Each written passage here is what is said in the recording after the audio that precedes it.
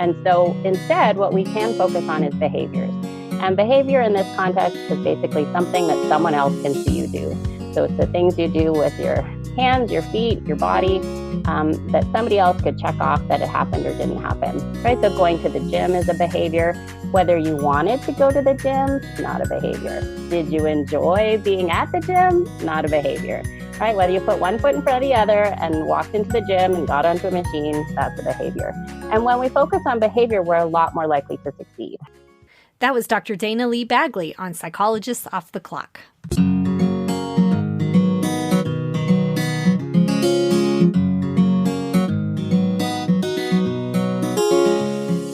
We are 3 clinical psychologists committed to cutting-edge, integrative, and evidence-based strategies for living well. On this podcast, we bring you ideas from psychology that can help you flourish in your work, parenting, relationships, and health. I am Dr. Diana Hill, practicing in Seaside, Santa Barbara, California. I'm Dr. Debbie Sorensen, practicing in Mile High, Denver, Colorado. And from coast to coast, I'm Dr. Yael Schoenbrunn, a Boston-based clinical psychologist and assistant professor at Brown University. We hope this podcast offers you ideas for how to live a full and meaningful life. Thank you for listening to Psychologists Off the Clock. Hi, Debbie here. Today I'm talking with Dr. Dayna Lee-Baggley about fostering healthy habits. And if you want to start having some healthy habits, we would love for you to come join us at a workshop we're doing on October 19th at Goodland Organic Farm. Diana, tell our listeners a little bit about what we're doing. Yeah, so there's going to be a full day of health and wellness up at Goodland Organics Coffee Farm, and it's hosted by Mindful Outdoor Retreats. What you will encounter there is everything from movement in the form of yoga and a nature walk to sound healing, which is a really restorative, restful experience, to having a really nourishing meal and nourishing juices in the morning. And Debbie and I will be doing some workshops that may help you with the psychological flexibility needed to then launch into your life and maintain some of these habits for yourself. Yes, we think it will inspire you to jumpstart your healthy habits. So we really hope to see you there. You can find out more information on drdianahill.com. And we're filling up, folks. So go and get yourself registered if this is something you've been on the fence about, because we will sell out for this event. In this episode, we talk about fostering healthy behaviors. And this is something that we both continually work on in our lives. It's important for our listeners to know that this is helpful for us too. Diana, what are you working on right now in terms of behavior change in your own life? Yeah, well, one area that I've been trying to tackle is my use of plastics. And the reason why I've been doing that is because I've been having a lot of angst recently about our environment. And what I found myself doing was waking up in the middle of the night or before bed, ruminating on it. And what was helpful for me was to turn that over and look at what is the value underneath some of that worry for me. And it's really a value of caring for our planet. And so then I turn that value into an committed action plan for myself. And plastics seemed like one of the lowest laying fruits for us, because one of the things that I have learned in this process is that we do a lot of efforts to recycle, but a lot of the things that we're trying to recycle actually don't end up getting recycled. There's some things that really matter, like aluminum, but other things, they need to be clean or they're not the right number, and maybe just be better off reducing my use of single-use plastics. So how I tackled this was first identified the value and then looked at what small behaviors could I do to make a change around that would have the biggest impact? Like, what are my worst plastic offenders? What are your worst offenders, Debbie? Containers and bags. I try to use the reusable bags. Sometimes I forget, but I also, the produce bags and Ziploc bags. And I think I just end up accumulating bags even if I try not to. Yeah, absolutely. How about you? Yeah. So my worst offenders were, number one, Ziploc. Oh my gosh, I overuse that, and it's so easy for lunches and just an easy go-to for saving something. Number two was Saran wrap, and that really is a reusable one. You can wash out a Ziploc bag, but Saran wrap is going in the trash most likely when you're done with it. And then the third one was those produce bags, or when I'm getting bulk items. Here I am getting bulk items, but I'm just putting it in a plastic bag that I'm going to go home and throw away. And so after identifying those main offenders, what I ended up using is some of the strategies that are talked about on this episode and talked about in other episodes of one, doing some instead of behaviors. So what I placed in my saran wrap drawer is a bunch of beeswax wrap. And this bees wrap is amazing for wrapping anything but meat, really, and preserving it. And it comes in really pretty colors. And so I enjoy it in designs. And I love that it's from bees. You know, my heart is with the bees. And guess what you're going to be getting for your holiday present, Debbie? Some homemade beeswax. Anyway, cool. So swapping out that, in terms of Ziploc bags, I started looking at how I could reuse some things that I just are inevitable. So taking my bread out of this loaf and saving that, or the bread out of its bag and saving that bag. And guess what my kids get their sandwiches wrapped up in? Mm-hmm. The bread bag. Yeah, it's kind of embarrassing to be my child, but that's how it flies. And then the third thing that I ended up doing was I'm already schlepping my bags into the grocery store, so might as well throw in some cotton and mesh bags with them so that when I'm going and getting my produce, it's already paired up and piggybacked with that behavior. So that's that tiny habit where we, put one behavior that I'm already in the habit of and add in a new one. And that one's been harder because sometimes I forget to do it and then I get all frustrated. And so I just take the produce now and I put it in my cart, just like the carrots, they just go in that front of the cart and I have to, take it in my car, but in my car will be the bag. So it's okay to walk from the grocery store to my car with things not inside of bags. Yeah, I do that sometimes, especially if it's one bell pepper or something. Yeah. I don't really need a bag. I just throw it in. They don't need a bag. No. Yeah. What about for you, Debbie? What are you doing around behavior change and health behaviors? I'm just working on moving toward a more plant-based diet. I'm not fully going vegetarian, but more vegetarian meals each week, less meat, I think for two reasons in terms of my values. One is related to health. We all know that fruits and vegetables are healthy for us to eat, right? And then also just because it's similar to you, I keep reading about the environmental impact of a meat-based diet versus a plant-based diet. So two really strong underlying values there for me. So the main thing I'm doing is trying to make it realistic for myself by just planning out a few plant-based meals per week. I have to really think this through before I go to the grocery store is the key time for me, because if I have it on my list, I'll buy all the produce I need, and then it's much easier. And part of what we talk about in this episode is, you want to be really realistic with your goals.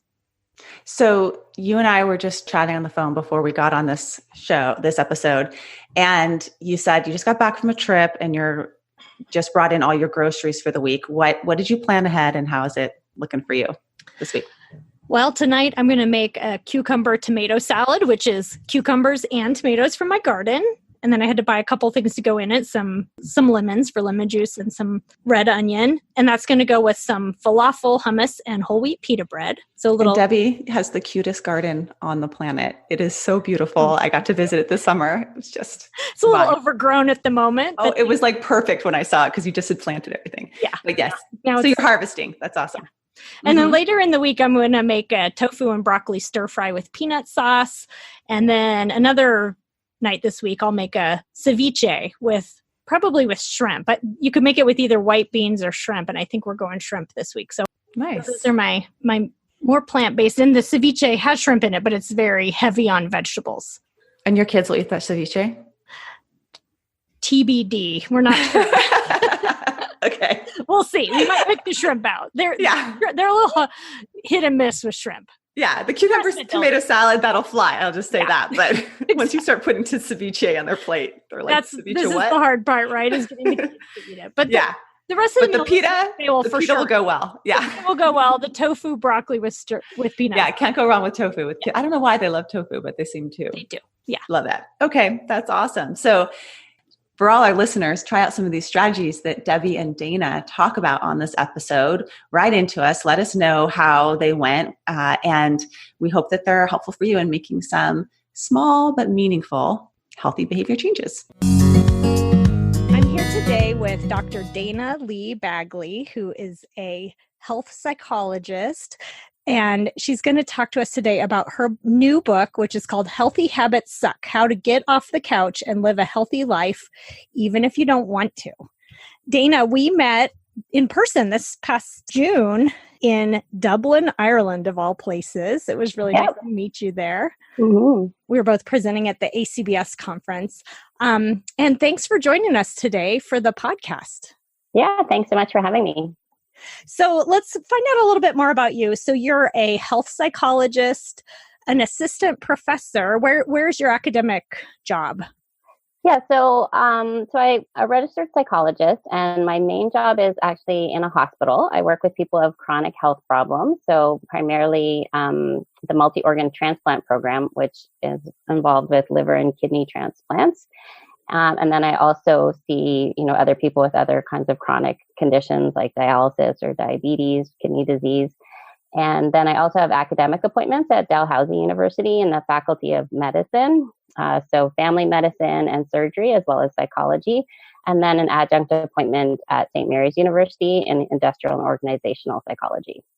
Cool. So you're doing a lot of different things, and you're doing both the health psychology and the organizational psychology. Yep. So I kind of, see it as efforts to help people be healthy, and that includes people with chronic conditions. But also, I really think the workplace can be leveraged as a resource for health. Primarily, primary prevention can really happen in the workplace. So that's why we do work on healthy workplaces also. Oh, nice. So they kind of come together in that way. And in addition, you do some research on behavior change, obesity, and acceptance and commitment therapy. And that's kind of our connection to each other there, which is great. Yeah. So our research is about behavior change, primarily in chronic disease. And so helping patients be healthier, but also helping healthcare providers interact with their patients in a way to better support patient health. So we're not just focused on the individual kind of trying harder. We also are trying to support the context that the patient is in encouraging healthy habits. That is so important. And I think we might talk about that a little bit today more, because it helps set people up for success, right? So that if they're in a context, they're getting social support, sort of cultural, environmental support around healthy behavior changes, because sometimes it can feel with some of this like you're swimming upstream. Yeah, and healthcare providers, especially if you have a chronic condition, healthcare providers have a big impact on the choices that patients make and their understanding of what they should be doing to try to be healthy. So a lot of our work is actually trying to help healthcare providers use empirically supported principles, like psychological principles around behavior change, including things like acceptance and commitment therapy within their scope of practice, as well as things like motivational interviewing and behavior modification so that they can better support patients. Yeah, it's good to see more and more of that. I work in a medical setting too, and I think it's more effective. So it's really wonderful that you're spreading the word. You do a lot of workshops and trainings, and now you have your wonderful new book. Yeah. Yes. So let's talk about the book, Dayna.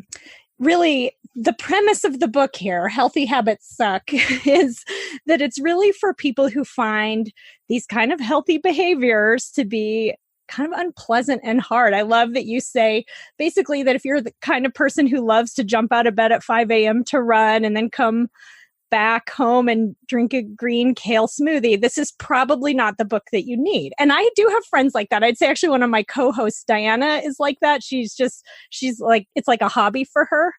I struggle a bit more. So yeah, so your book is really geared, I think, to those of us who find it a bit more challenging. Do you find it challenging yourself? Yes, I am not one of the people who meditates daily and who loves going to the gym. I'm the person that wakes up and thinks, oh crap, do I really have to go to the gym? So yeah, and I actually think that the people who don't enjoy exercise are actually probably more normal, quote unquote, than the people who love it. And so it's really to help those people who I think are really the majority of people to live healthier lives. Right. And you can see, I think, as people, if you look at the population as a whole and you look at the people who are coming in for medical treatment, especially later in life, that you can see that for many of us, this is a struggle and we're probably not really where we want to be. And your book really, one other thing I love about it, it doesn't tell people what to do. So it's not a book about like, do this, don't do that. You do give some examples of things that people are working on. But I think your premise is that, most of us probably have a good sense of what we think would be a healthy change, right? But it's more about how to do it when it's hard and when we don't find it enjoyable. Yeah. And that's, the premise of the book is really that most of us know already the things that we should be doing to be healthy. It's pretty rare, for me to encounter someone and say, did you know that like fruits and vegetables are good for you? Like, do you know activity and exercise is healthy? I mean, these are not shocking things to people. And so what's really challenging is the how to do it and how to stick with it. And so the book really focuses on the how to do it rather than the what to do. Yeah, the how to do it, and also how to get past some of those challenges that make it different, which we'll talk a little bit about some of your strategies. But first, let's talk about why is it difficult? And I think in your book, you make a pretty compelling case that it makes some sense in terms of how we're wired as humans and our evolution. Can you speak a little bit about why are these kind of healthy habits a challenge for so many of us? Yeah, so, over evolutionary time, humans have been shaped to seek pleasure, avoid pain, do the thing that takes the least amount of effort, and live for today. And that's really, what I refer to as our caveman brain. It's like the mammalian brain that was shaped during caveman times. Is all about survival. And those principles are really great to live by if you're a caveman, right? So pain was usually associated with death. We were getting the same amount of exercise like triathletes get nowadays. So if you had a chance to rest, you should totally rest. And our life expectancy was about 30. So you should really be focusing on things that were going to help you today. And so that our caveman brain is hardwired towards those principles. Healthy habits, on the other hand, require you basically to do the opposite. So you have to avoid pleasure. You shouldn't have that ice cream. You have to accept pain. You should go for a run. You should do the thing that takes the most amount of effort. You should take the stairs and not the elevator. And you should live for the future. Don't you know that might kill you in 20 years? And so this is partly why healthy habits suck, because they really violate how humans are hardwired. Yeah, we've talked on the podcast. We had an episode a while ago where we talked about how we are sort of in an environment that's a mismatch with our evolution, right? So we have all these calories available to us. We have the opportunity to be quite sedentary and still survive for a long time. And so it's like our environment is kind of working against what our bodies are designed for. Yeah, we're just a mismatch with our modern world, right? So that caveman survival brain, awesome if you're a caveman, not that helpful for our modern living. That's right. Yeah. One of the shifts I think that your book brings into the field that may be a little bit different from traditional approaches is that it doesn't focus on weight loss per se as a goal. Instead, it focuses on healthy behaviors. And you're very deliberate about that. And you explain why. Can you tell our listeners a little bit about why setting behavioral goals instead of focusing on these sort of outcome goals like weight loss is better? Yeah, so it's a normal and typical thing, both for individuals and healthcare providers, to set outcomes as the goal. And that's things like weight, things like blood pressure, your blood sugars, those kinds of things are outcomes. And they're outcomes because they're influenced by a whole number of different things that we don't have one-to-one control on over outcomes. And weight, in fact, is influenced by a huge number of factors, including things like your genetics, the neighborhood you live in, whether your mother was overweight when she was pregnant, how much sleep you get, the stress levels, how much cortisol you have in your body. And so it's influenced by a huge number of factors, many of which we have no control over. And how much you exercise and how much you eat is only one factor that influences weight. So even though we can influence weight, we don't have one-to-one control over it. And the problem with using these as goals is that because we don't have direct control, at some point, inevitably, your efforts will not get you to your goal. And so then we start to get frustrated because the things that we're doing, which, are kind of sucking, are not getting us to our goal. And so it's a normal response to then just stop trying. Even if you are successful at losing some weight, the way we understand goals in our culture is that once you get to a goal, then you stop doing the things that got you to the goal and you move on to the next goal. And of course, if you do that with weight, all the things that you're doing to help you lose weight, when you stop doing those behaviors, the weight comes back on. And so in either direction, whether it's working, whether you're losing weight or you're not losing weight, setting weight as the goal does not result in long-term change. And we really need sustained change over time to manage weight. The other thing that can happen is that when we are trying something to work towards a goal and it's not getting us there, we can develop learned helplessness. right? And that's the idea of that people just give up and they don't even bother trying. And so that's an even worse situation, because then, individuals just stop trying. They're not doing anything healthy and they don't even want to start trying again. So they really lose the motivation to keep going. And so instead, what we can focus on is behaviors. And behavior in this context is basically something that someone else can see you do. So it's the things you do with your hands, your feet, your body, that somebody else could check off that it happened or didn't happen, right? So going to the gym is a behavior.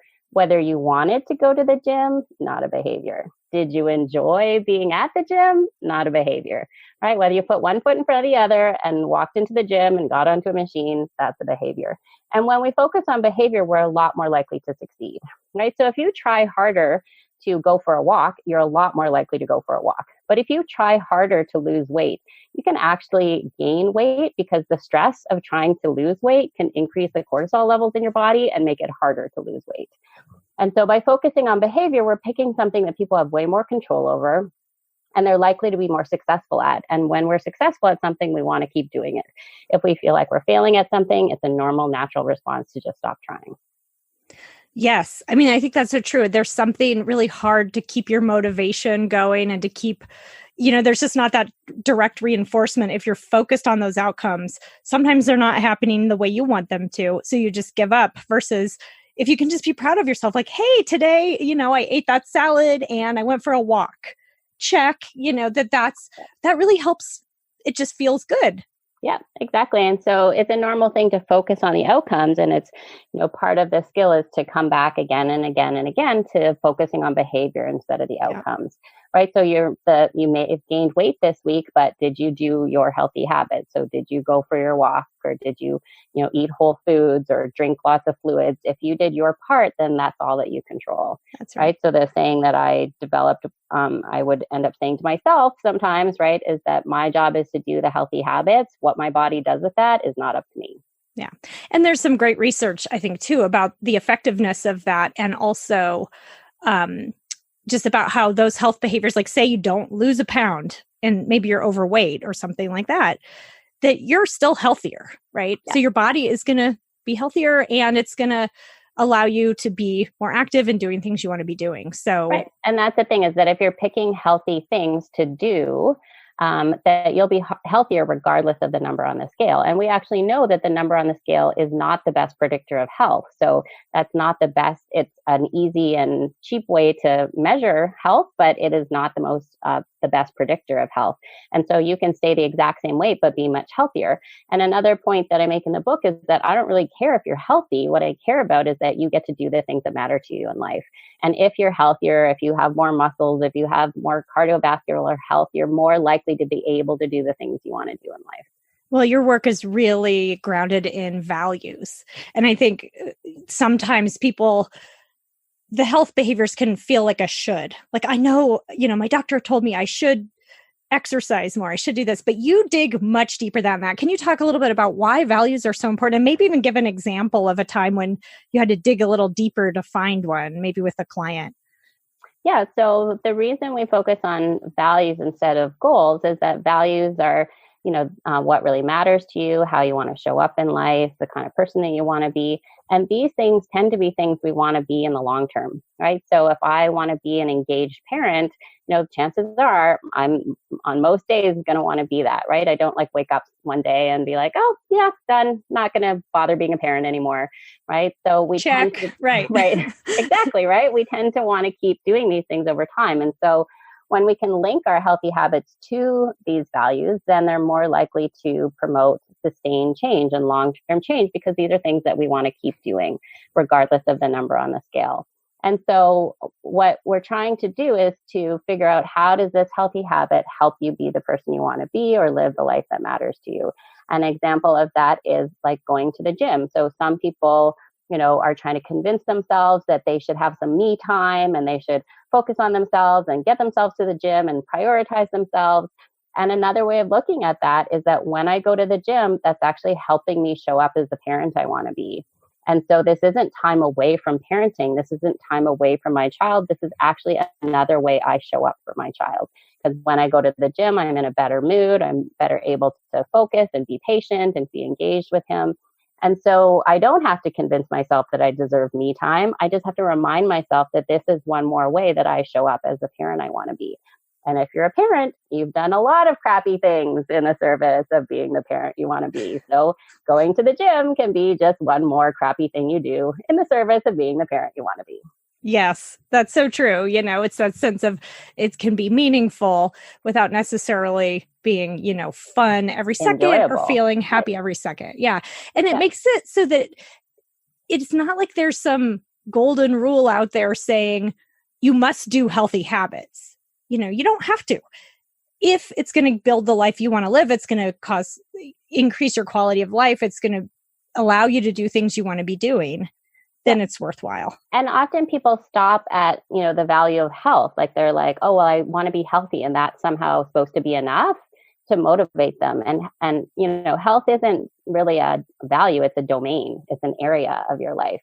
And so you really want to go one step further and say, what is being healthy? How is being healthy going to help me? Right. So when you ask somebody I've worked with lots of people who were living with obesity, for example, and when you ask them, why do you want to lose weight? They'll typically say something like, so I can have more energy, so I can live longer, so I can avoid some bad health outcome. Right. And the next question that we don't ask but need to is, and what are you going to do with those extra years of life on earth? What are you going to do with that extra energy? What are you going to do with the extra health? How is that going to build a life that matters to you? Because we need to get to that second question, which is more about values, about what you're going to use your health for, as opposed to just stopping with health. And this is, when we work with healthcare providers, for example, working with somebody who has diabetes and you'll say like, well, why do you want to manage your diabetes? And they'll say things like, well, if I don't, I could go blind. And as healthcare providers, we think, oh, good. They know that they could go blind. That's clearly enough. But it's actually not, right? You actually need to ask the next question was like, do you need to use your eyes for anything that matters to you in life? I was talking to a patient who was like, yeah, I could get heart disease and have a heart attack if I don't manage my diabetes.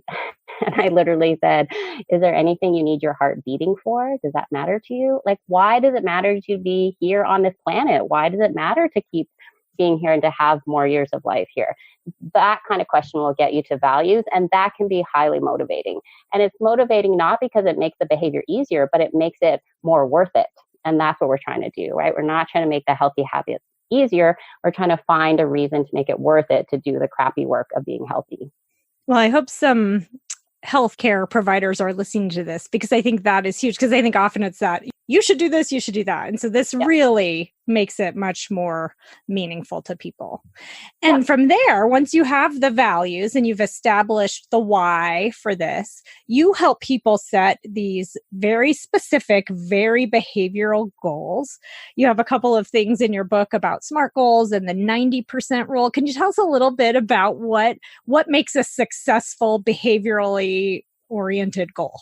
Yeah, so lots of people talk about, setting SMART goals, and I've observed that lots of people actually have no idea what that means. And so some of the, tips in the book are about how do you actually make a SMART goal, which is just a goal you're more likely to succeed at. So one of the principles is use a behavior instead of an outcome, which we've talked about already, right? Another one is the 90% rule. So only set a goal that you're 90% sure that you can do. And that's, again, so that you feel like you're being successful. So if you set the goal to go walking 3 times a week and you go twice, have you succeeded or failed? Well, technically you failed because you set the goal to go 3 times, right? If you set the goal to go once and you go twice, have you succeeded or failed? Well, now you've succeeded, right? And success breeds success. So when we feel like we're succeeding at something, we want to keep going. If we feel like we're failing at something, we want to stop. That's just normal human response. So another principle is the do instead goal. So lots of people will set don't do goals, right? I'm not going to eat chips late at night. I'm going to stop drinking pop. I'm not going to eat carbs anymore. And it's normal to set these goals. But what happens is something in psychology called the thought suppression effect, which is that the more you try to not think about something, the more you think about it. And a really easy example to understand that is, do not think about pink elephants. Don't imagine pink elephants. Don't think about pink elephants. No pink elephants. People are now either thinking about pink elephants or they're trying really hard to not think about pink elephants. And I'm going to guess that pink elephants was not a hot topic before I mentioned it. It's right. But now that I've told you not to think about pink elephants, you're going to think about them a lot more than you have been in the last 6 months. And so, again, this is a thought suppression effect. The more you try to not think about something, the more you think about it. And so when we set don't do goals, we're actually creating pink elephants. We're actually creating a situation where we're thinking about the thing more that we're not supposed to do. So the way to get around that is that you set a do instead goal. So what are you going to do instead of eating chips? What are you going to do instead of drinking pop? And it's also helpful to just think about, adding things instead of taking away. So have a bowl of fruit or vegetables before you have the chips, or have a big glass of water before you drink your pop. And in that way, the healthy things will start to sort of crowd out the unhealthy things. And we also will feel less deprived over time because we're thinking about adding things instead of taking things away. Yeah, I find I've definitely experienced that myself. If I try to limit a certain thing, then I start to obsess about it and not, it's all I want. So it's kind of one of the psychological reasons why some extreme diets or quick fixes tend not to last, because we're really setting ourselves up to get in a real struggle with it. Yep. And, often patients will ask, what's the best diet to lose weight? So from an empirical perspective, there's no diet that works better than other diets. And so really the best diet, quote unquote, is the one that you're willing to do forever. Because whatever you do to lose weight, you're going to need to keep doing in the long term to keep the weight off. And so that's a better question. It's which one's going to help me lose weight? Which one are you willing to do for the next 5-10 years? Because that's, the kind of commitment you actually need to not just lose the weight, but to keep it off. And that's usually the big struggle, is the weight maintenance, not the weight loss.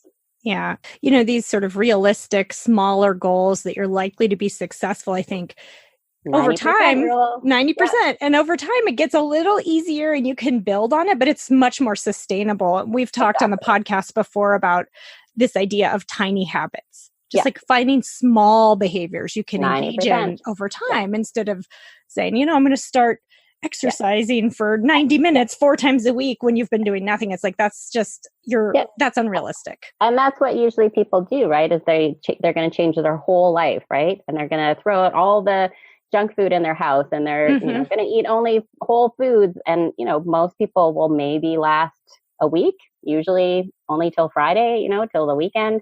And then they stop and they don't bother trying again, right? So that kind of go big or go home actually is not an empirically supported way to change behaviors. Absolutely. And then the heart of your book is that you really get into working with those thoughts and emotions that show up that make it difficult to do this. Again, back to this idea that healthy habits are hard. They're often, unpleasant for people. You draw a lot from acceptance and commitment therapy and other approaches to help people in navigating those thoughts, those emotions that are going to get in your way and make it difficult. So, and there's a lot about this in your book, but can you give us maybe a couple of examples of what to do when you're finding those kind of thoughts and emotions are showing up?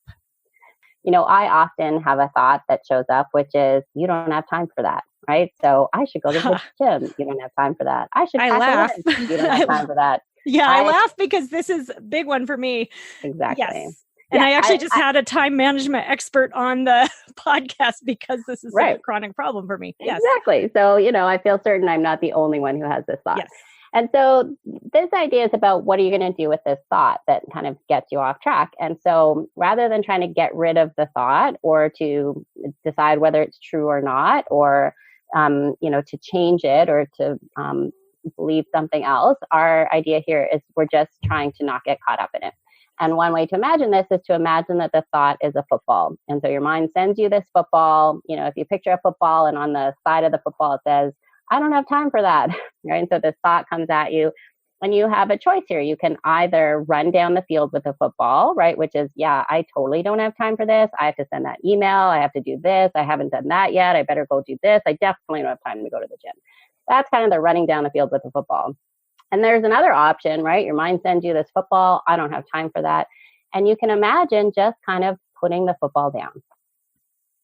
We haven't gotten rid of the thought. We haven't changed it. We haven't convinced ourselves that we do have time. We're just trying to put the football down. And we're trying to put it down sort of long enough and repeatedly enough so that you can actually put one foot in front of the other and make your way to the gym. right? So people often get caught up in, but it's true, right? This other thought, but it's true. And the trickiness of that is that there's a lot of things we get caught up in that it's really hard to tell whether it's true or not. Do you really have time? Are you really too tired to go to the gym? I have no idea. And we could spend hours debating that, and there's no like firm answer at the end of that.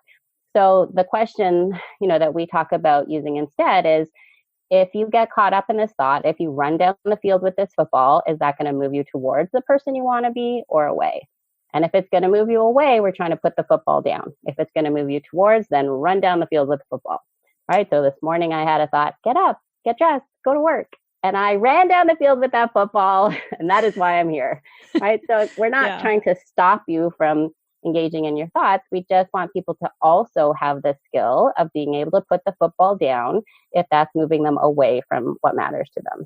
I've used an example with some of my clients who are working on health behaviors of I could have that thought every step, but to get to the gym of like, I don't feel like exercising. I'd rather be doing something else.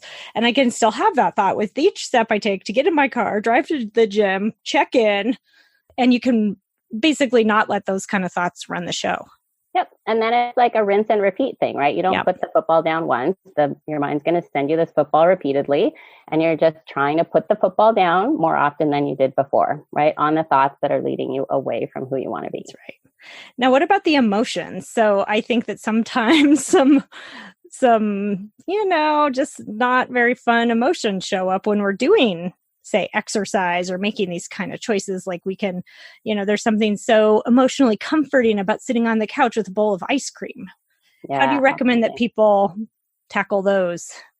Yeah. So again, part of the messaging about that is that these so-called negative feelings, like sadness, anger, frustration, all of those things are actually a normal part of being a human.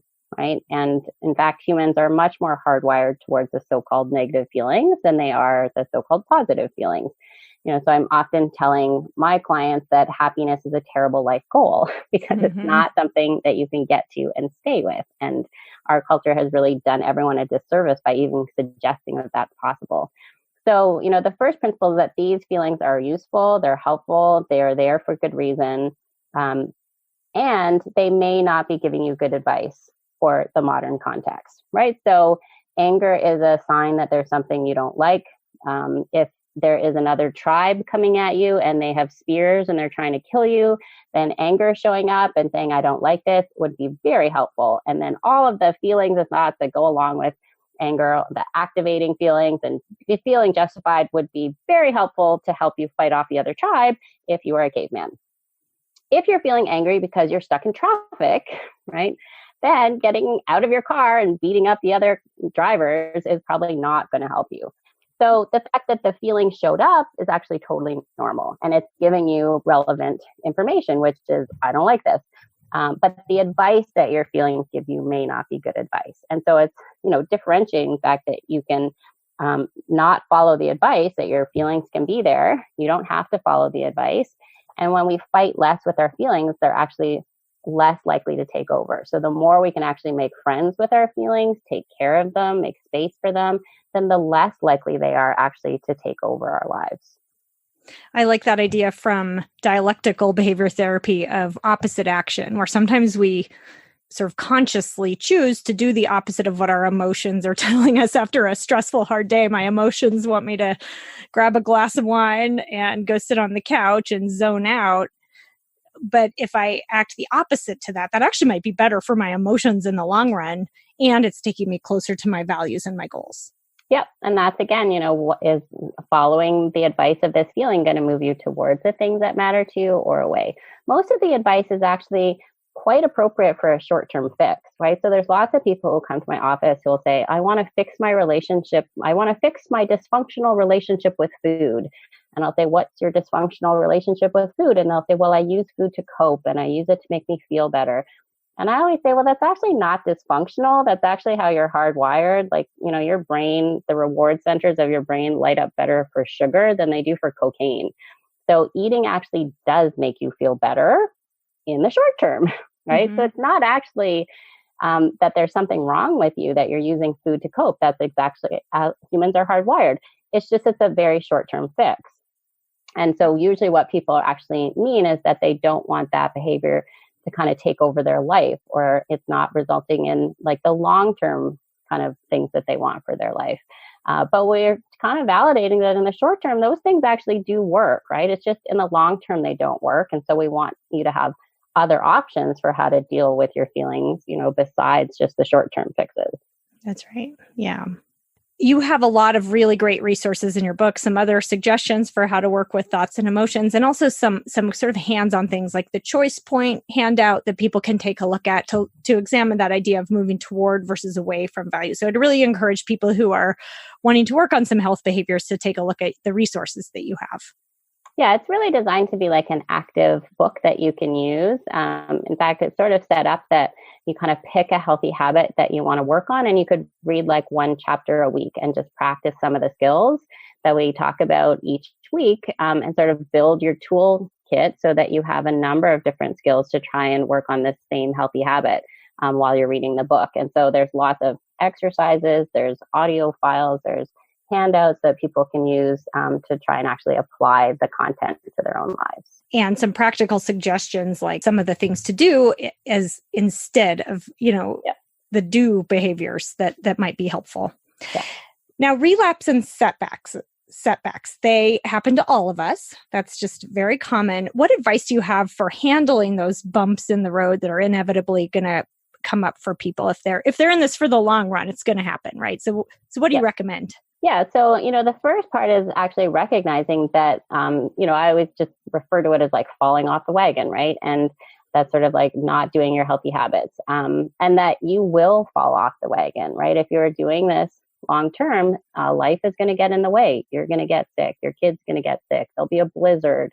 The pool will be closed, like all kinds of things that impact whether we can do our healthy habits or not. So it's not really a question of if you will fall off the wagon, right? The better question is how quickly can you get back on?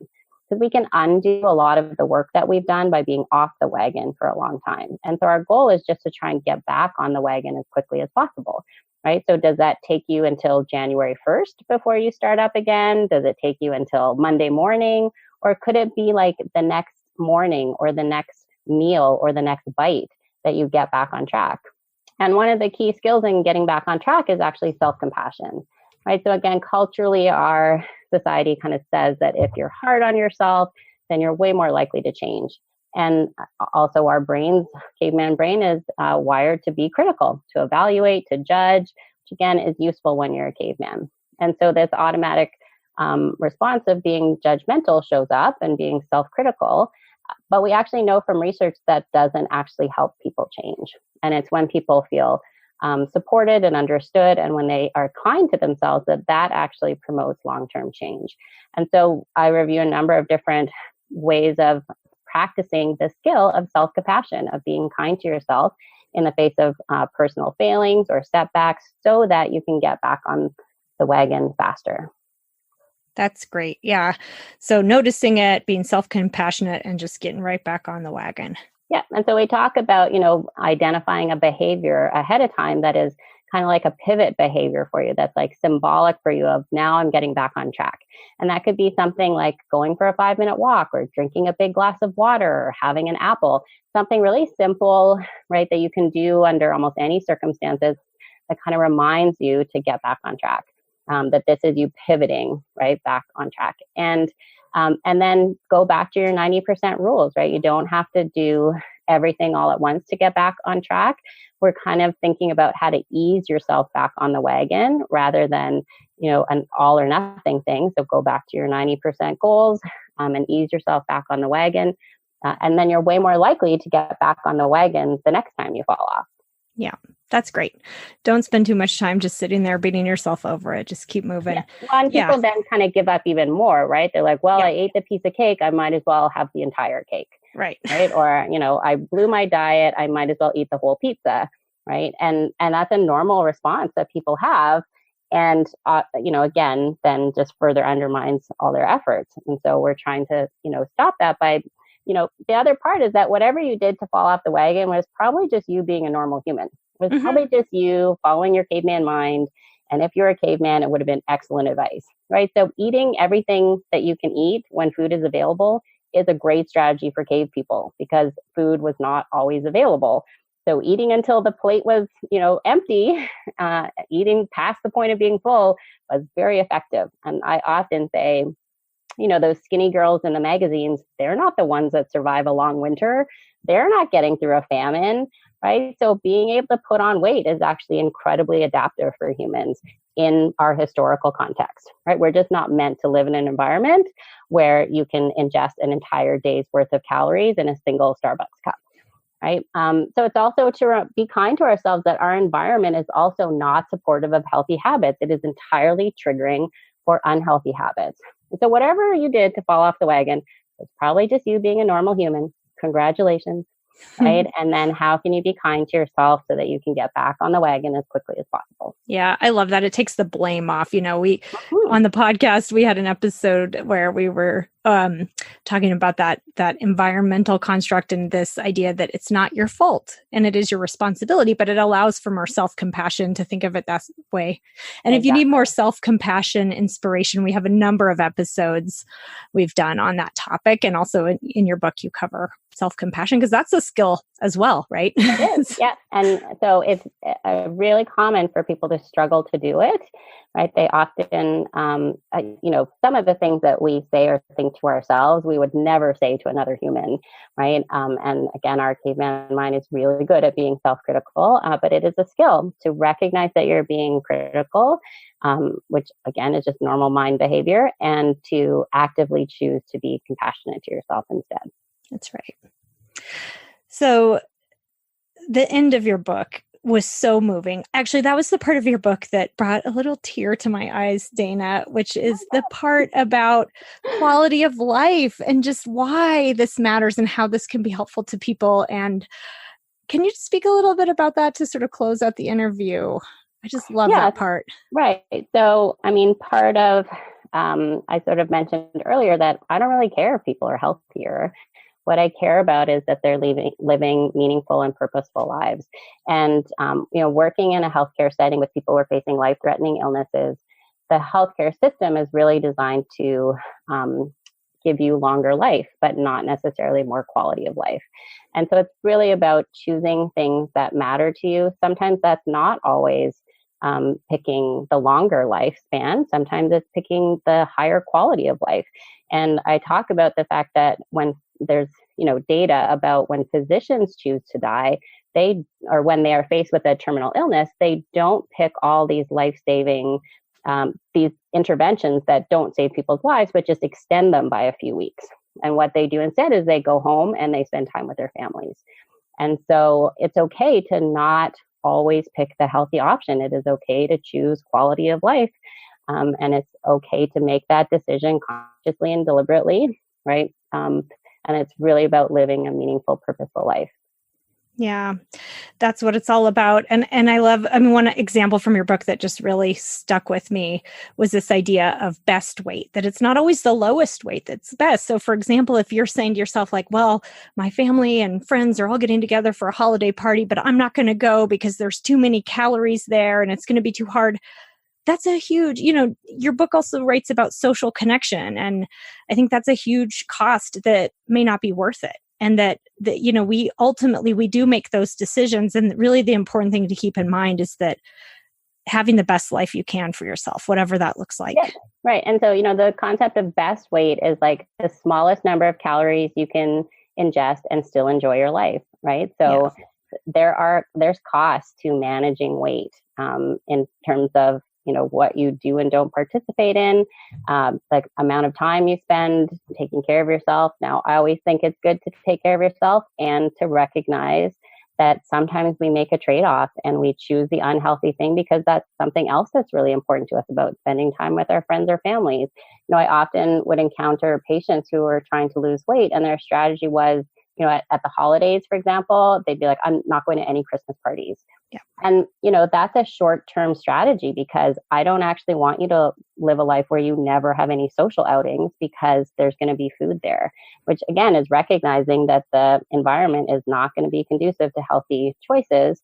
And sometimes we make a trade-off, right, about what we want our quality of life to be, rather than just extending our lives. Right. Because there's other things that matter to us too.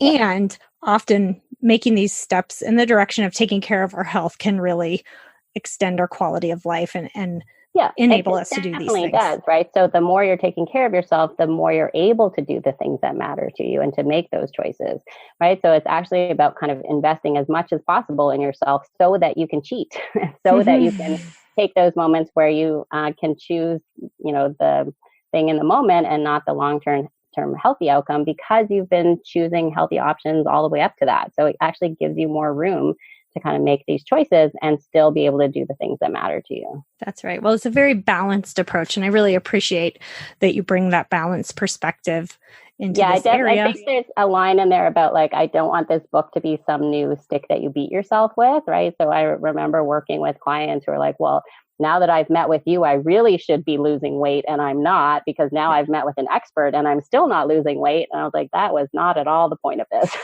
Right. So, right. This is not meant to now be some other thing that you should be doing and you should know how to do, right?